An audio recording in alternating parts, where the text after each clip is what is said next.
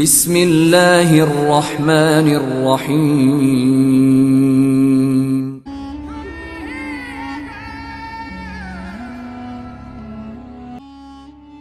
Nahdlatul Ulama, atau yang lebih dikenal dengan sebutan NU, merupakan organisasi Islam terbesar di Indonesia.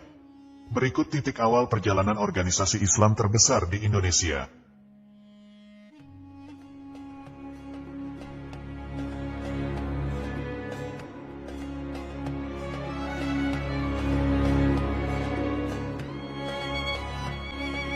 Jauh sebelum terbentuknya Nahdlatul Ulama, pada tahun 1916, kalangan pesantren gigih melawan kolonialisme dengan membentuk organisasi pergerakan seperti Nahdlatul Wathon atau Kebangkitan Tanah Air, Nahdlatul Fikri atau Kebangkitan Pemikiran, dan Nahdlatul Tujar, pergerakan kaum Sudagar di tahun 1918. Sejarah berdirinya Nahdlatul Ulama tak mungkin lepas dari figur kiai yang paling disegani, yakni Kiai Haji Abdul Wahab Hasbullah dan Kiai Haji Hashim Asy'ari. Dikutip dari website resmi Nahdlatul Ulama, pendirian Nahdlatul Ulama digagas oleh para kiai ternama dari Jawa Timur, Madura, Jawa Tengah, dan Jawa Barat yang menggelar pertemuan di kediaman Kiai Haji Wahab Hasbullah. Selain itu, pertemuan para kiai tersebut juga merupakan prakarsa dari Kiai Haji Hashim Asy'ari. Yang dibahas pada waktu itu adalah upaya agar Islam tradisional di Indonesia dapat dipertahankan. Pada awal tahun 1926, terjadi rapat antar organisasi Islam yang menyatakan akan mengirim 2 utusan ke Mekah untuk menghadap Raja Ibnu Sa'ud. Kiai Wahab mengusulkan delegasi tersebut membawa persoalan mengenai praktik keagamaan Islam tradisional di Indonesia. Namun, usul tersebut ditolak dengan tegas oleh kelompok Islam reformis kala itu. Penolakan itulah yang kemudian membuat golongan Islam tradisional memutuskan akan mengambil jalan sendiri untuk menghadap Raja Ibnu Sa'ud untuk memperjuangkan kepentingan mereka.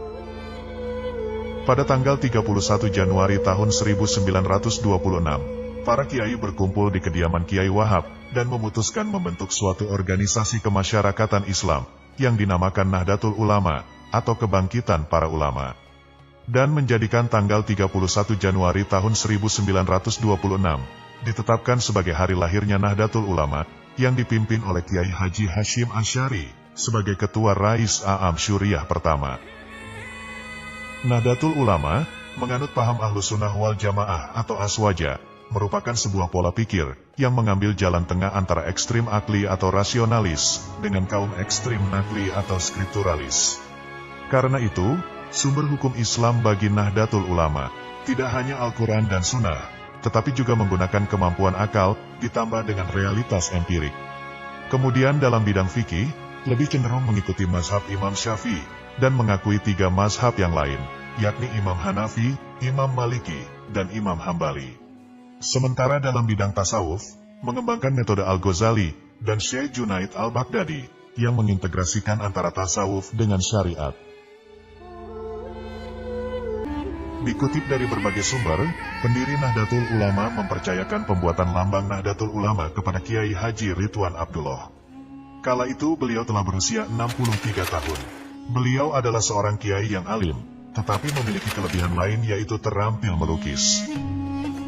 Kiai Haji Hashim Asy'ari memberikan 2 syarat atau kriteria lambang Nahdlatul Ulama, yaitu tidak meniru lambang lain, dan harus memiliki haibah atau wibawa, dan tidak membosankan sampai kapanpun.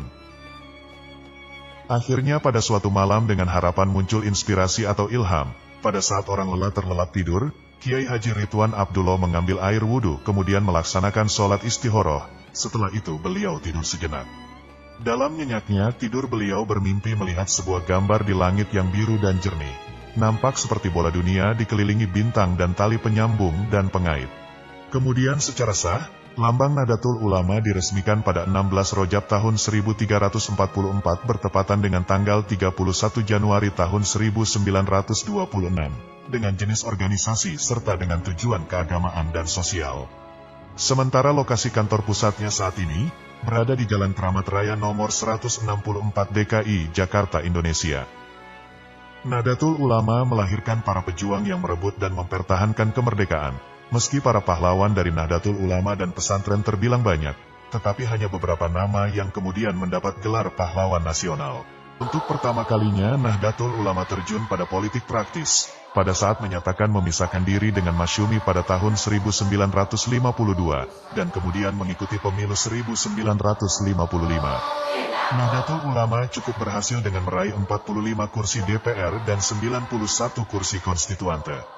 Pada masa demokrasi terpimpin, Nahdlatul Ulama dikenal sebagai partai yang mendukung Insinyur Soekarno, dan bergabung dalam Nasakom atau nasionalis, agama dan komunis. Nahdlatul Ulama kemudian menggabungkan diri dengan Partai Persatuan Pembangunan pada tanggal 5 Januari tahun 1973, atas desakan penguasa Orde Baru mengikuti pemilu 1977 dan 1982 bersama P3. Pada Muktamar Nahdlatul Ulama di Situbondo, Nahdlatul Ulama menyatakan diri untuk kembali ke HITA 1926, yaitu untuk tidak berpolitik praktis lagi. Namun setelah reformasi 1998, muncul partai-partai baru yang mengatasnamakan Nahdlatul Ulama. Jangan lupa bagikan dan like video ini. Semoga bermanfaat dan sampai jumpa di video kami berikutnya.